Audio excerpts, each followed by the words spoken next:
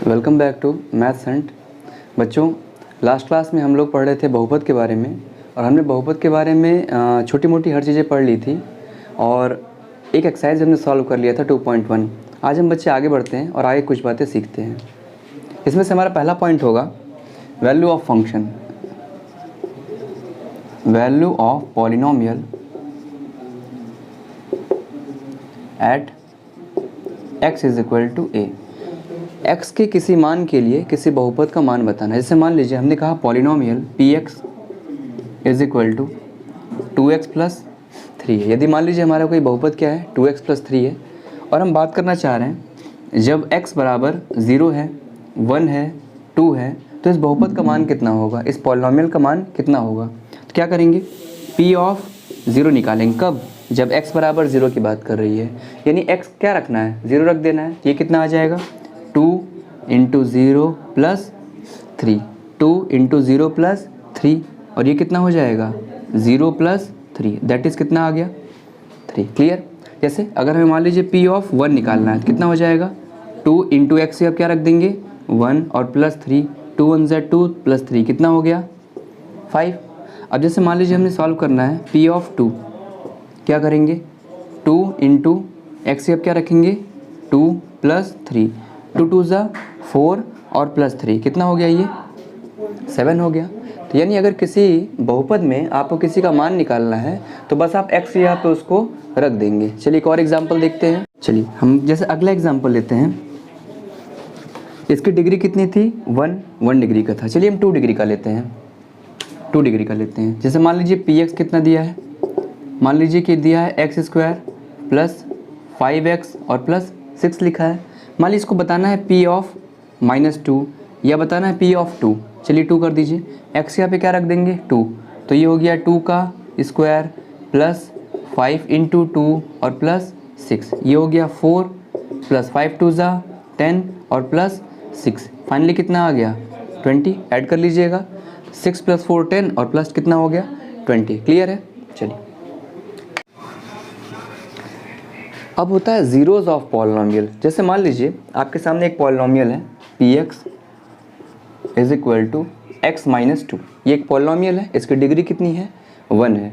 अब zeros of polynomial क्या होता है, मतलब किसी बहुपद के शून्यांक क्या कहा जाता है, ज़ीरोज़ ऑफ अ पॉलिनोमियल। इसे कहा जाता है मतलब बहुपद के शून्यक, बहुपद के शून्यक कहा जाता है। और इसे कैसे निकालते हैं, हम x का वो मान रखेंगे जिससे कारण बहुपद क्या हो जाए, शून्य हो जाए, 0 हो जाए। हम x की वो वैल्यू रखेंगे जिससे कारण पूरा पॉलिनोमियल क्या हो जाए 0 हो जाए। चलिए हम ट्राई करते हैं। p ऑफ 0 रखिए, कितना हो रहा है, तो हो जाएगा 0 माइनस 2, 0 माइनस 2 दैट इज़ -2। अच्छा p ऑफ 1 रखिए, p ऑफ 1 रखेंगे कितना हो जाएगा 1 minus 2 that is -1। p of 2 रखिए, ये हो जाएगा 2 माइनस 2 दैट इज़ 0। यानी जैसे ही हमने 2 रखा वैसे ही वैल्यू कितनी हो गई 0 हो गई। जैसे ही हमने 2 रखा वैसे ही बहुपद की वैल्यू 0 हो गई। तो ये जो 2 है ये क्या कहलाएगा, इस बहुपद का शून्यक कहलाएगा। तो क्या डेफिनेशन बनती है, देखिए डेफिनेशन ये बनती है, अगर मान लीजिए हमारे पास कोई भी क्या है पॉलिनोमियल है, कोई भी क्या है पॉलिनोमियल है और c किस में है, कोई r का एक एलिमेंट है, मतलब c कोई एक वास्तविक संख्या है। इफ़ यदि हम p ऑफ c बराबर 0 बता दें, यदि p ऑफ c बराबर 0 बता दें, इसका मतलब है जो हमारा बहुपद दिया है उसमें x के स्थान पे क्या रख दें, c रख दें, देन तब जो c है वो कहलाएगा शून्यक। क्या कहलाएगा, शून्यक, यानी कि 0 कहलाएगा। c क्या कहलाएगा, 0 कहलाएगा। क्लियर है, ठीक है। और एग्जांपल ले लेते हैं। जैसे मान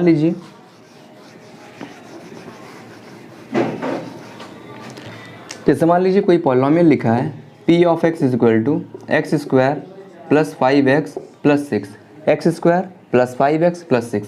चलिए p ऑफ -2 निकालिए, ये हो जाएगा -2 का होल स्क्वायर प्लस 5 इंटू -2 और प्लस 6, -2 का स्क्वायर 4, 5 इंटू -2 -10 और प्लस कितना है 6, ये कितना हो गया 4 + 6 10 -10 दैट इज़ 0।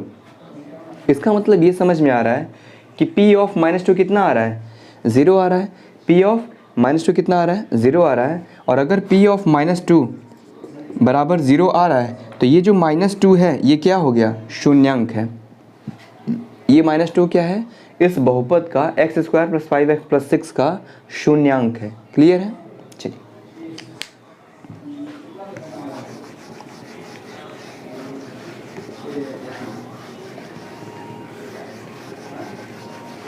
अभी क्वेश्चन ये आता है हम जीरोस को कैसे फाइंड करें, how to find zeros.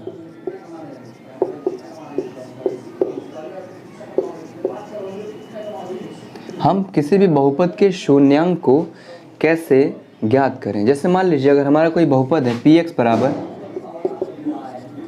ax + b है। चलिए इसे थोड़ा सा शॉर्ट कर लेते हैं, अच्छा रहेगा आपके लिए। जैसे मान लीजिए 2x + 3 है। मान लीजिए हमारा कोई बहुपद क्या है 2x + 3 है। हम फाइनली क्या करते थे, अगर कोई भी हमारे पास शून्यांक है उसको यहाँ पुट करते थे तो वैल्यू कितनी आती थी 0 आती थी, तब कहते थे कि ये हमारा क्या है शून्यांक है। यानी फाइनली हमें करना क्या है कि इसको क्या करना है 0 लाना चाहिए। हमें क्या लाना चाहिए px बराबर 0 होना चाहिए। तो स्टेप फर्स्ट क्या होगा इसका,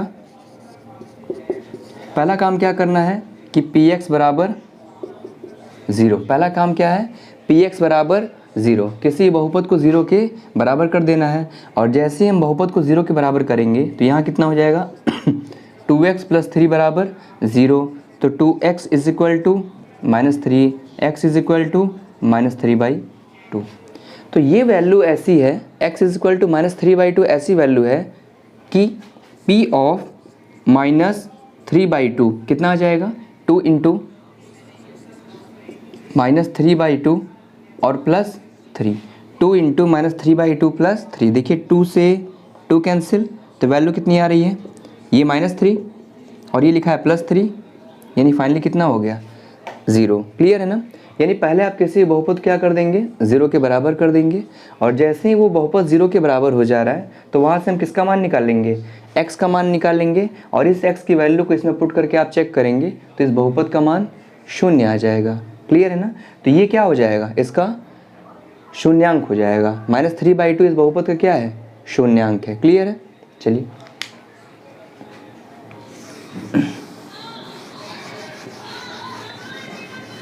जैसे अगला अगर हम एग्जांपल देखें, जैसे मान लीजिए अगर px बराबर x² + 5x + 6 है और इसका हमें क्या ज्ञात करना है शून्यांक ज्ञात करना है। तो पहला काम क्या है कि इसको हम क्या कर दें 0 के बराबर, तो ये जाएगा x² + 5x + 6 बराबर 0। अब आपको मेथड ऑफ फैक्टराइजेशन पता है, जो बीच का पद है यानी 5 है इसका एडिशन करना है। ऐसे एडिशन करना है कि जिस दो टर्म में आप ब्रेक कर रहे हैं उनका मल्टीप्लाई 6 × 1 6 आ जाए। जैसे हमारे सामने क्या लिखा है 6 लिखा है। चलिए 6 है, फैक्टर करिए 2 3 ज़ा 6, 3 1 ज़ा 3। आप देखेंगे 2 + 3 करेंगे तो 5 आ जाएगा और 2 × 3 करेंगे तो 6 आ जाएगा। चलिए इसे ब्रेक करते हैं। ये हो गया x² + 3 + 2 × x + 6 = 0। ये हो गया x² + 3 × x कितना हो गया 3x प्लस कितना हो गया +2 × x कितना हो गया 2x + 6 = 0। देखिए इन दोनों में क्या कॉमन हो रहा है x हो रहा है तो बचेगा क्या x + 3 बच रहा है। इन दोनों में 2 कॉमन हो रहा है, बचेगा क्या x + 3 = 0। चलिए एक ब्रैकेट में x + 3 और अगले ब्रैकेट में x + 2 = 0। अच्छा, 2 नंबर का प्रोडक्ट अगर 0 आ रहा है तो क्लियर है कि उनमें से अलग अलग दोनों 0 होने चाहिए।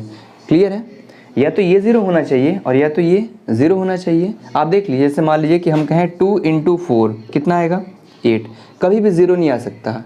ये 0 कब आएगा जब 2 के स्थान पर क्या हो जाए 0 × 4 0, या तो फिर दूसरे स्थान पर 0 हो जाए 2 × 0 बराबर 0, या तो फिर 0 × 0 बराबर 0। केवल 3 ही पॉसिबिलिटी है। जब भी 2 नंबर का प्रोडक्ट 0 आएगा तो या तो उनमें पहला वाला 0 होगा, या तो दूसरा वाला 0 होगा, या तो दोनों 0 होगा। तो सपोज करिए कि x + 3 क्या है 0 है, x प्लस 3 क्या है, 0 है, तो x is equal to -3। When x plus 2 is equal to 0, तो x is equal to -2। Clear है? आपको याद होगा कि हम -2 पर इसकी वैल्यू निकाले थे, इसकी हम वैल्यू -2 पर निकाले थे और आपको बताए थे कि p ऑफ -2 कितना आता है, 0 आता है। इसका मतलब इसके दो शून्यक होंगे, एक -3 होगा और एक -2 होगा। क्लियर है ना? चलिए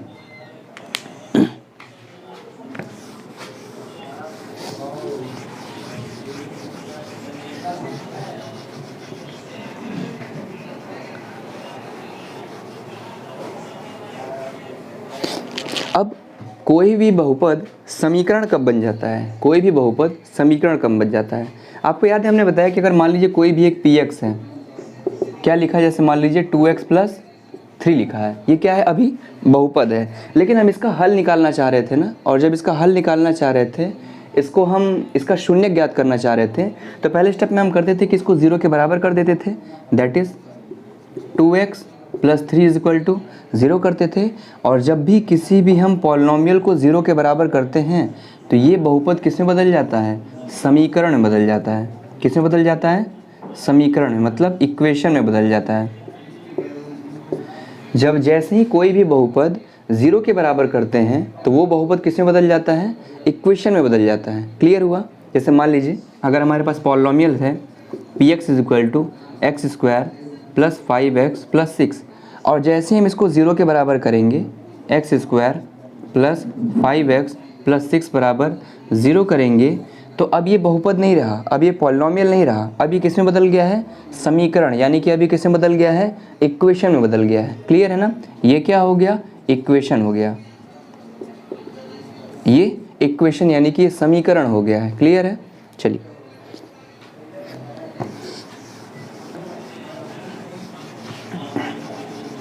अब ध्यान से देखिए, ये समीकरण हो गया है, तो यहाँ से x का एक मान आएगा, ये हो गया 2x is equal to -3, x is equal to -3/2।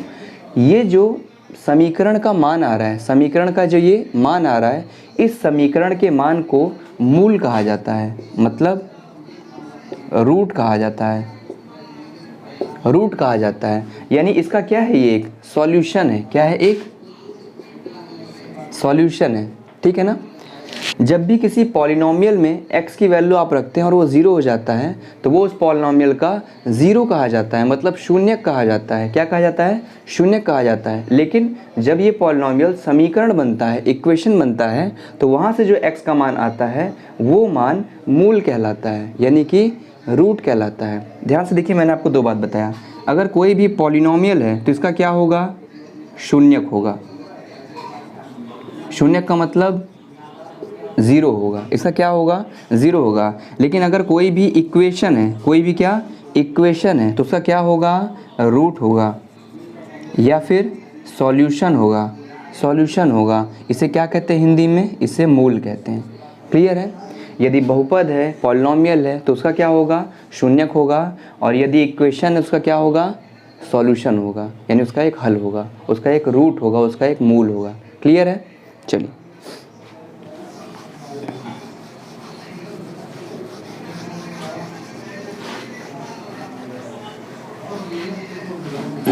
आप समझते हैं। जैसे मान लीजिए कोई भी एक अचर बहुपद है, जैसे मान लीजिए px बराबर c है, px बराबर c है। बच्चे से मान लीजिए अगर px बराबर 2 है, इसका मतलब क्या होता है, देखिए ये x एक्सिस है और ये क्या है, y एक्सिस है। x का मान चाहे कुछ भी हो, y का मान हमेशा क्या आ रहा है, 2 आ रहा है। y का मान हमेशा क्या आ रहा है, 2 है। इसे px को लिख दिया जाता है किससे, y से। x का मान चाहे कुछ भी हो, इस px का मान यानी कि y का मान हमेशा क्या आ रहा है, 2। तो मान लीजिए हम यहाँ पर थे तब भी कितना आया, 2 आया। यहाँ पर थे तब भी कितना आया, 2। यहाँ थे तब भी 2, यहाँ थे तब भी 2, यहाँ इसी तरीके से यहाँ भी।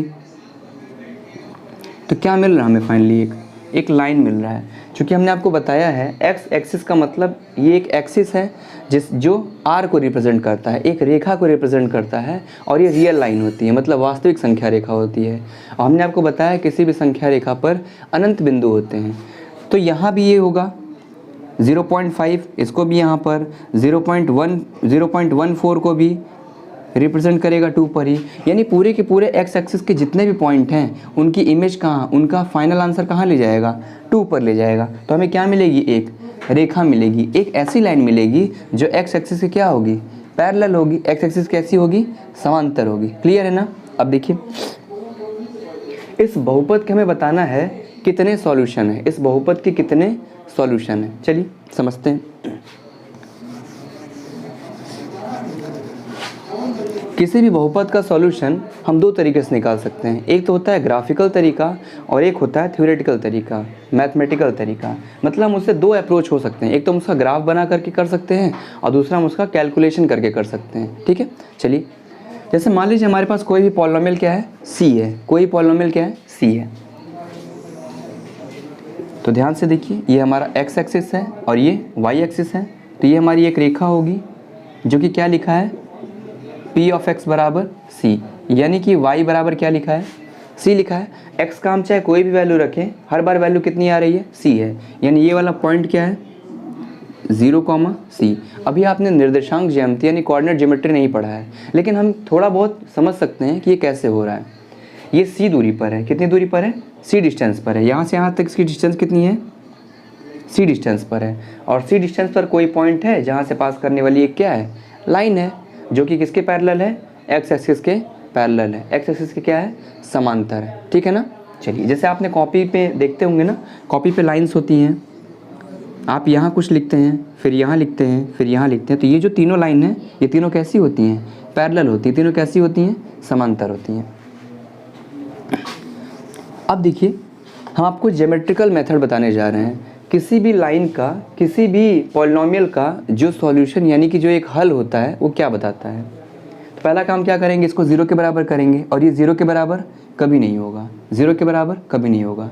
दूसरे तरीके से समझते हैं, ये जो लाइन है, ये जो पॉलिनोमियल का जो ग्राफ बन रहा है, पॉलिनोमियल की जो लाइन बन रही है, ये एक्स अक्ष को कहीं कट कर रहा है, नहीं कर रहा है ना। कोई भी ग्राफ एक्स अक्ष को जब कट करता है तभी उसका क्या होता है, हल होता है, तभी उसका क्या होता है, सॉल्यूशन।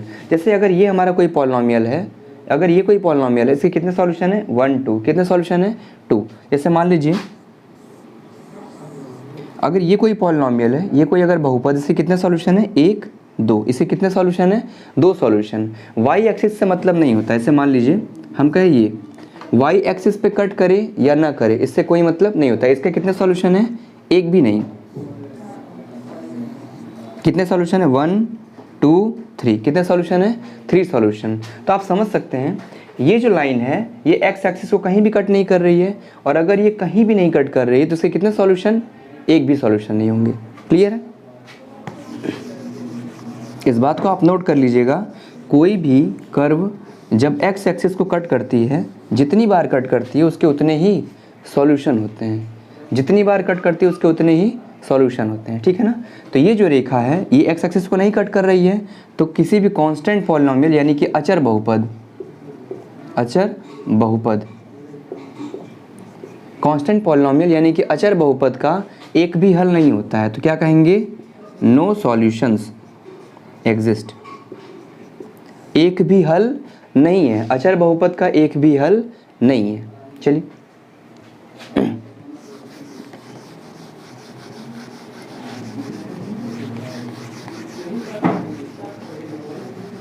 हमने एक बताया था कि स्पेशल टाइप का बहुपद होता है, इसे कहा जाता है बच्चे शून्य बहुपद। शून्य बहुपद इसे कहा जाता है जीरो पॉलिनोमियल।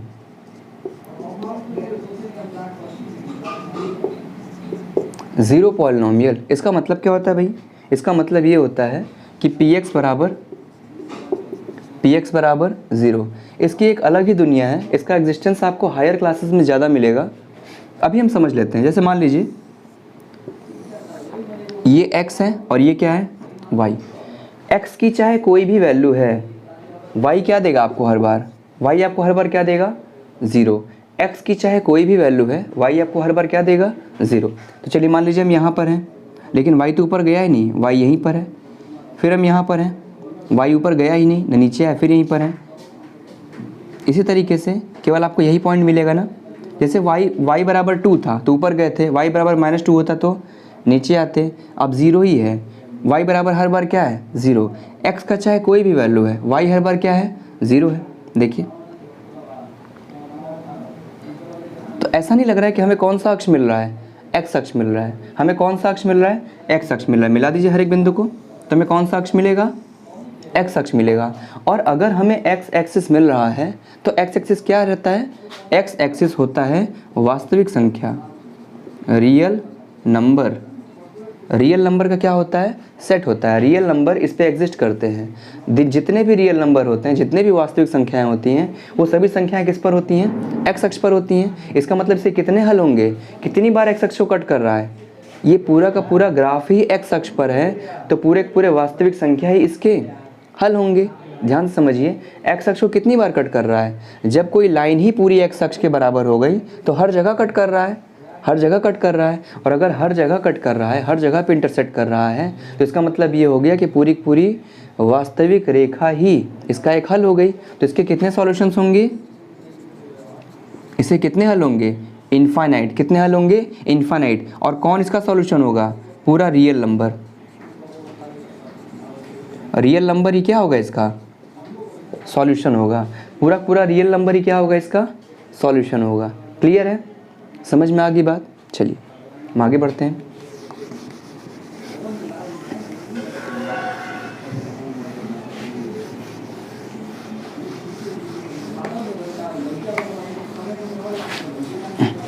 अभी तक हमने एक दो एग्जाम्पल लेकर के बस को सीखा है कि किसी पॉलिनोमियल के ज़ीरो हम कैसे फाइंड करते हैं। चलिए हम अब देखते हैं कि किसी भी जनरल फॉर्म में कैसे इक्वेशन को फॉर्म किया जाता है और उसको सॉल्व किया जाता है। जैसे मान लीजिए हम लीनियर की बात कर रहे हैं, लीनियर की, ठीक है। तो अगर हम लीनियर की बात करें तो कहा जाता है बच्चे रैखिक,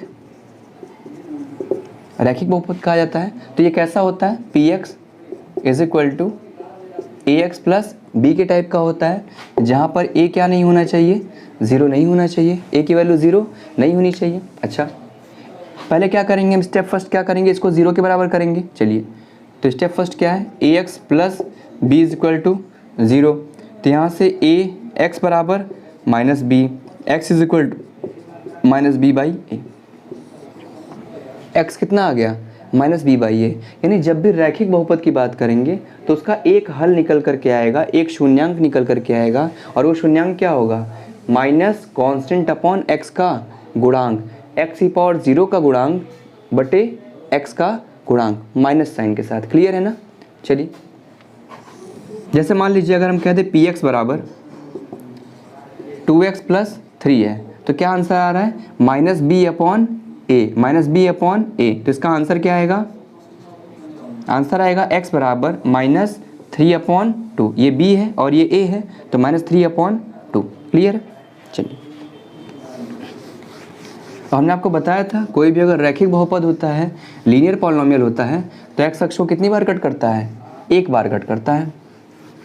चलिए क्वाड्रेटिक के लिए देख लेते हैं। मान लीजिए अगर कोई px बराबर ax square plus bx plus c है, जहाँ पर a क्या है, 0 नहीं है, a क्या है, 0 नहीं है। तो इसका सॉल्यूशन कैसे निकालते हैं, देखिए पहला क्या काम करेंगे, ax square plus bx plus c बराबर क्या पुट करेंगे, 0, और यहाँ से x का आप 2 मान निकालेंगे। मैं आपको एक सूत्र लिखता हूँ जिसका नाम है श्रीधराचार्य सूत्र, इसको आप क्लास 10th में पढ़ेंगे।